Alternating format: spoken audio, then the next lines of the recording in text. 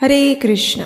मातेव सर्वबालानाम् औषधं रोगिणाम् इव रक्षार्थ सर्वलोकानां निमित्तय एकादशी तिथिः। हरिभक्ति विलास के 12 अध्याय के 105वें श्लोक में कहा गया है कि शिशु वृंद की रक्षा के लिए जननी के समान, रोगियों के उद्धार हेतु औषधि के समान और सभी लोगों की रक्षा के लिए एकादशी तिथि प्रकट हुई है। ऐसे ही पवित्र एकादशी तिथि है अश्विन मास के कृष्ण पक्ष में आने वाली इंदिरा एकादशी। पितृपक्ष में आने वाली ये एकादशी मनुष्य के सभी पाप कर्मों को नष्ट करती है और उसे सर्वोच्च आध्यात्मिक फल प्रदान करती है, और यही फल प्राप्त होता है उस व्यक्ति के पूर्वजों और पितरों को जो इस एकादशी का पालन करता है। ब्रह्म वैवर्त पुराण के अनुसार एकादशी तिथि के दिन किसी भी व्यक्ति की श्राद्ध क्रिया नहीं करनी चाहिए, लेकिन एकादशी व्रत रखकर उसके पुण्य फल को आप अपने पितरों को अवश्य प्रदान कर सकते हैं। तो चलिए अश्विन मास के कृष्ण पक्ष में आने वाली इस इंदिरा एकादशी के उपलक्ष्य में आज हम गर्ग संहिता से एक पौराणिक कथा का श्रवण करते हैं। ये बात है वृंदावन की, जहाँ परम भगवान श्री कृष्ण अपनी बाल लीलाएं कर रहे थे।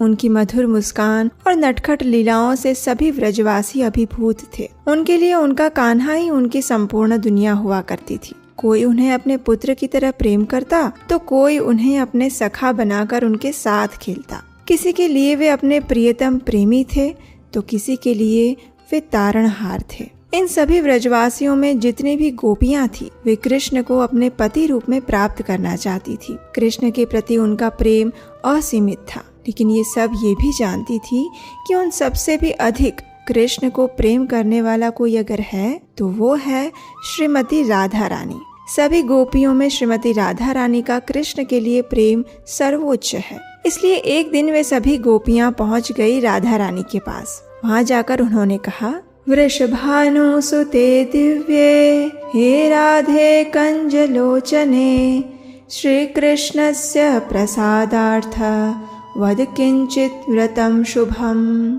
हे वृषभानु नंदिनी श्री राधिका, आप हमें श्री कृष्ण की प्रसन्नता के लिए कोई व्रत बताएं जो देवताओं के लिए भी दुर्गम है।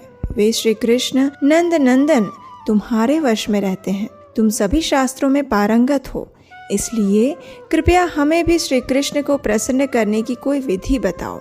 ये सुनकर श्रीमती राधा रानी कहती हैं, श्री कृष्णस्य प्रसादार्थम कुरुतय एकादशी व्रतम तेन वश्यो हरिः साक्षात् भविष्यति न संशयः।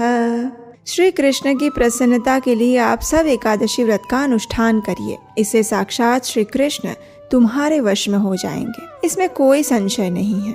ये बात सुनकर सभी गोपियों ने कहा, हे राधिके, तुम सभी ज्ञान की निधि हो, इसलिए कृपया हमें ये बताओ कि क्या पूर्व काल में भी ये व्रत किसी ने किया था और इससे उन्हें क्या फल प्राप्त हुआ था। तो इसका उत्तर देते हुए राधा रानी कहती है, हे गोपियों, सबसे पहले देवताओं ने अपने छीन लिए गए राज्य को पुनः प्राप्त करने के लिए और दैत्यों का संहार करने के लिए इस व्रत का अनुष्ठान किया था। इसके उपरांत एक राजा वैशांत थे। किसी कारणवश उनके पूर्वज यमलोक में निवास कर रहे थे, इसलिए अपने पितरों का उद्धार करने के लिए इस राजा ने भी इसी एकादशी व्रत का पालन किया था और उसके फल स्वरूप उनके पूर्वजों को परम आध्यात्मिक जगत की प्राप्ति हुई थी। लुम्पक नाम के राजा को उसके ही पाप कर्मों के कारण उसके परिवारजनों ने त्याग दिया था। जब लुम्पक ने एकादशी का व्रत किया तो उसके फल स्वरूप उसे अपना राज्य और परिवार पुनः प्राप्त हो गया। भद्रावती नगरी में पुत्रहीन राजा ने इस व्रत का अनुष्ठान किया और उसे पुत्र की प्राप्ति हुई।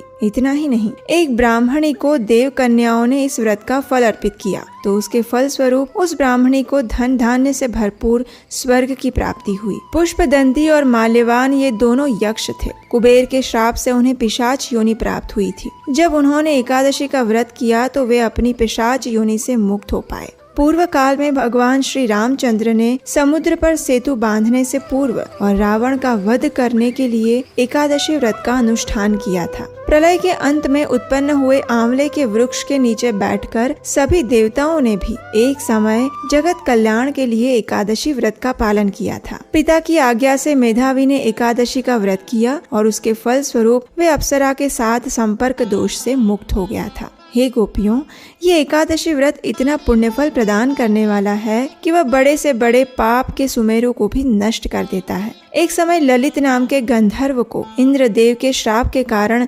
नरभक्षी राक्षस योनि प्राप्त हुई थी।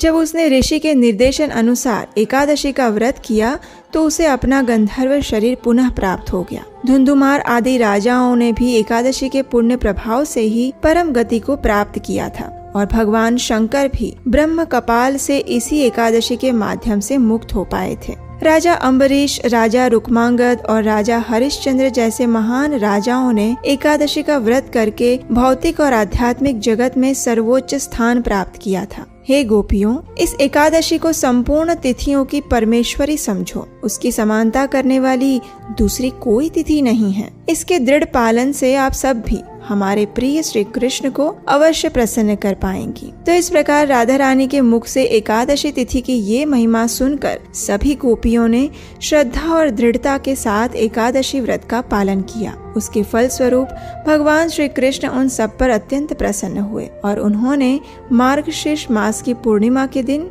इन सभी गोपियों के साथ रास नृत्य किया। तो इस प्रकार एकादशी तिथि अत्यंत पवित्र और सभी व्रतों में श्रेष्ठ है और ये इंदिरा एकादशी भी व्यक्ति को हर प्रकार के भौतिक सुख समृद्धि तो देती ही है, अपितु मृत्यु के बाद वह मनुष्य को परम आध्यात्मिक लोक प्राप्त करने का सुअवसर भी प्रदान करती है। इतना ही नहीं, इस एकादशी का श्रद्धा और नियम पूर्वक पालन करने से व्यक्ति अपने पितरों और पूर्वजों के ऋण से भी मुक्त हो सकता है। अगर उनकी जीवात्माओं को अन्य शरीर प्राप्त नहीं हुआ है या फिर वे अवांछित योनि में भटक रही हैं, तो उनका उद्धार भी इस एकादशी के पालन द्वारा संभव है। बस करना यही है कि अगर आप अपने पितरों के लिए एकादशी व्रत रखते हैं तो एकादशी संकल्प लेते समय भगवान के समक्ष हाथ में गंगाजल लेकर भगवान से अपने पितरों के लिए प्रार्थना कीजिए और एकादशी व्रत का सभी नियमों के साथ पालन करने का निश्चय कीजिए।